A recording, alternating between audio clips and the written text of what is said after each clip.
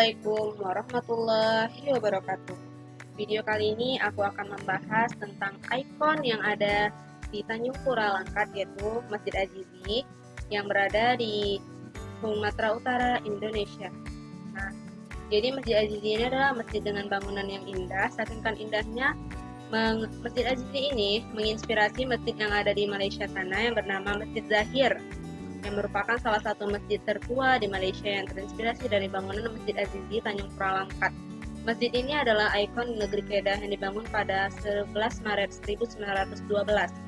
Ini merupakan gambar Masjid Azizi dan ini adalah gambar Masjid Zahir yang ada di Malaysia.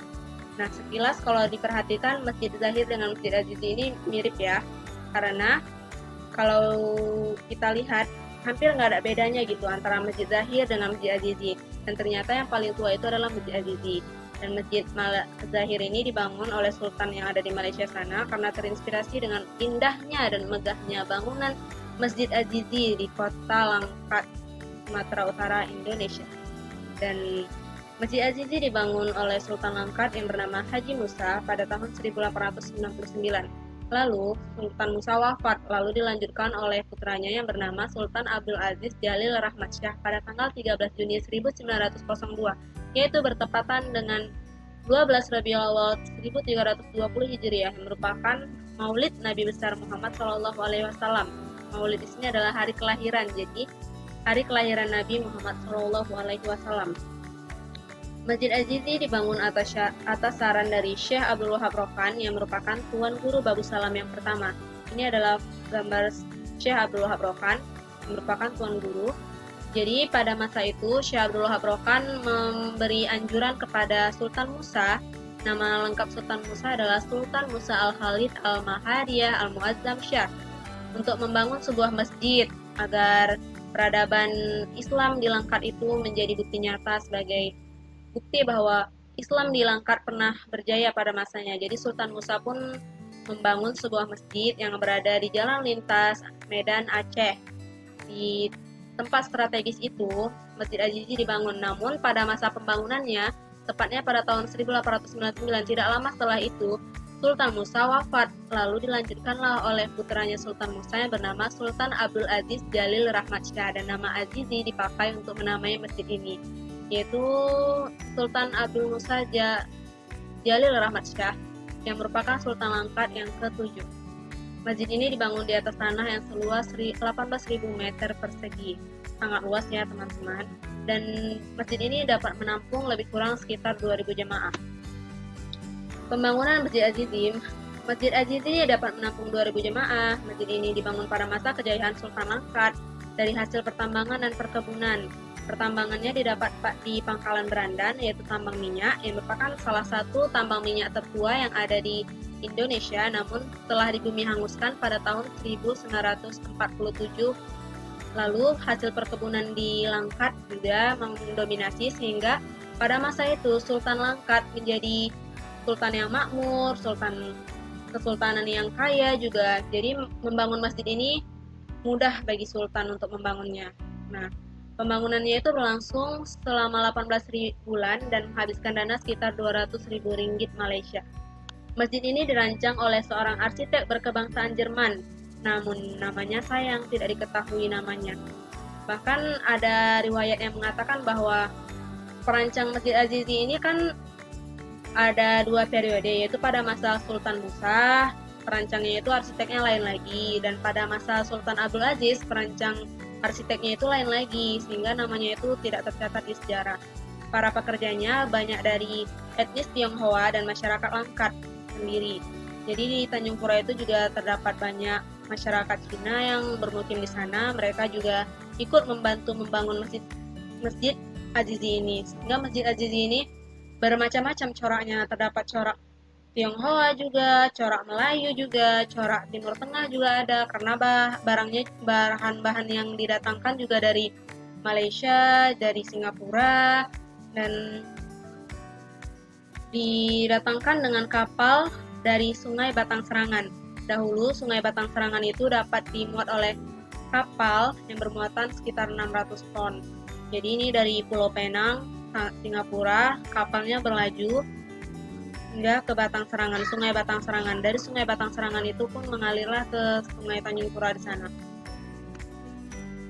Rancangan Masjid Azizi, karena Masjid Azizi ini merupakan masjid yang megah, juga Masjid Azizi ini juga terinspirasi dari bangunan Masjid Raya Al-Mashun yang ada di Kota Medan dan juga masjid tertua di Kota Medan yaitu Masjid Al-Utsmani. Kilas mirip ya, kalau kita lihat Masjid Raya Azizi dengan Masjid Raya tertua di Medan yaitu Masjid Al-Utsmani, juga Masjid Al-Mashun. Dari pintu depannya ini mirip sekali kalau kita perhatikan.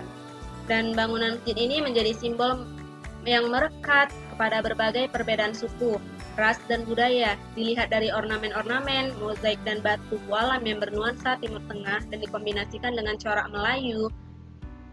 Ini merupakan corak Melayu, yaitu warna khas Melayu sendiri, yaitu ada warna hitam, hijau, dan kuning. Ini merupakan warna khas Melayu. Dan corak Persia kita bisa lihat dari kaca Masjid Azizi ini, dan juga bangunan yang ada di dalam masjid. Ukiran-ukiran kaligrafinya yang indah dan sungguh menarik jika dilihat. Serta bangunan Tiongkok.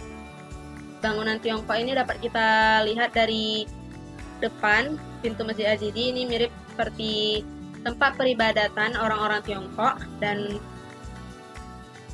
ini Sultan Abdul Aziz juga menanamkan konsep pembangunan dengan memadukan 5 unsur kekuatan sebagai filosofinya, yaitu kekuatan umara yang merupakan kekuatan pemimpin, kemudian kekuatan ulama yang merupakan kekuatan para penceramah atau para pendai, lalu kekuatan zuamah yaitu kekuatan para cendekiawan atau yang ahlinya lah di dalam bidang ilmu. Kemudian kekuatan alhaniyah yaitu merupakan kekuatan harta kekayaan, dan terakhir kekuatan fukara merupakan kekuatan doa. Ini adalah bagian-bagian dari Masjid Azizi yang terlihat indah. Lalu, pada masa pembangunan Masjid Azizi yang selesai pada 1902, namun menaranya belum selesai dibangun. Pada masa akhir jabatan Sultan Abdul Aziz Jalil Rahmat Shah, arsitek berkebangsaan Belanda yang bernama Helbert Bremer membangun menara Masjid Azizi. Dan yang Helbert Bremer ini merupakan salah satu pimpinan dari Delhi Maskapai. Jadi, menurut kisah, pembangunan menara ini dibangun untuk menebus rasa bersalah pihak Delhi Maskapai dikarenakan pihak mereka tidak dapat hadir pada saat ulang tahun ke-25 tahun Sultan Abdul Aziz Jalil Rahmat Shah. Jadi, ini kisahnya ini nggak aku dapat di artikel-artikel ataupun buku. Jadi, aku dapat dari teman aku yang dia kebetulan PPL di situ dan bertanya kepada ahlinya yang ada di Masjid Azizi di sana, dan mengatakan bahwa Masjid Azizi ini menaranya itu tidak dibangun bersamaan, tapi Masjid Azizi ini menaranya itu dibangun oleh arsitek yang bernama Helbert Bremer, dan kita hanya dapat tercatat di sejarah arsiteknya menara Masjid Azizi ini bernama Helbert Bremer. Dibangunnya menara ini dikarenakan karena pada saat Sultan Abdul Aziz Jalil Rahmat Shah berulang tahun di usianya yang ke-25 tahun, pihak Delhi Maskapai tidak dapat datang, sehingga untuk menembus rasa bersalahnya, dibangunlah menara masjid ini pada tahun 1927, agar kiranya Sultan Abdul Aziz mau memaafkan mereka dan mau bekerja sama kembali dengan pihak Belanda tadi. Nah, ini dia tadi. Dan kalau kita masuk Masjid Azizi, jika kita masuk, di hadapan tengah-tengah kita itu terdapat Masjid Azizi, di sebelah kanannya berupa galeri Balai Pustaka Amir Hamzah, dan di sebelah kirinya kita akan melihat galeri Balai Pustaka Amir Hamzah, dan di sebelah kanan terdapat makam-makam. Dan di sebelah tepat di depan Masjid Azizi, sebelah kanannya terdapat makam Kesultanan Langkat yang dibangun dan diberi atap ya di atasnya. Ini adalah makam-makam Sultan Langkat. Bahkan namanya juga tidak terdapat di makam tersebut. Lalu selain itu juga terdapat makam sang penyair pujangga baru, yaitu makam pahlawan nasional Tengku Amir Hamzah. Jadi Tengku Amir Hamzah ini videonya udah aku buat, jadi nanti linknya akan aku taruh di bawah. Kamu wajib nonton ya. Siapa itu Tengku Amir Hamzah? Kenapa sih dia disebut sebagai pahlawan nasional? Kenapa sih dia sampai disebut-sebut sebagai pahlawan nasional, gimana sejarahnya? Bahkan kalian harus tahu ya, kopiah hitam yang dipakai oleh Insinyur Soekarno itu berasal dari Tengku Amir Hamzah. Dan beliau juga merupakan, Tengku Amir Hamzah ini merupakan salah satu dari panitia Sumpah Pemuda. Dia merupakan satu-satunya yang fasih menggunakan bahasa Indonesia. Lihat sendirilah, Sumpah Pemuda itu. Sumpah Pemuda, kami putra dan putri Indonesia. Itu salah satu panitianya adalah Amir Hamzah dan dia merupakan salah satu yang fasih dalam menggunakan bahasa Melayu. Gitu. Dan ini merupakan pusara pahlawan nasional Tengku Amir Hamzah. Dia tidak disamakan dengan Sultan karena dia merupakan korban revolusi. Meninggalnya juga sadis. Dia dipancung di Kuala Begumit, dimakamkan bersama 26 tahanan lainnya. Karena itu kisahnya itu sangat luar biasa sekali. Ini merupakan makam Tengku Amir Hamzah di siang hari dan ini di malam hari. Di belakangnya kita dapat melihat syair karena beliau merupakan seorang penyair pujangga baru. Oke, mungkin sekian yang dapat saya sampaikan tentang Masjid Azizi. Thanks for watching my video. Jangan lupa like, comment, share, and subscribe my channel. And ini adalah foto Masjid Azizi di depannya. Di belakangnya bisa kalian lihat ini adalah gambar Masjid Azizi di belakangnya ini. Kemegahan Masjid Azizi. Jadi ini di depannya Masjid Azizi Tanjung Pura didirikan 12 Rabiul Awal 1320 Hijriah bertepatan dengan hari Maulid Nabi besar Muhammad Shallallahu Alaihi Wasallam yang pada masa Masehi, tahun Masehinya 13 Juni 1902. Ada pantun nih untuk kalian sebagai penutup dari aku, dan ini dia. Masjid Azizi megah berdiri di Tanjung Pura, masjid peninggalan Sultan Langkat. Mohon maaf silah dan kata, semoga kiranya video ini dapat bermanfaat.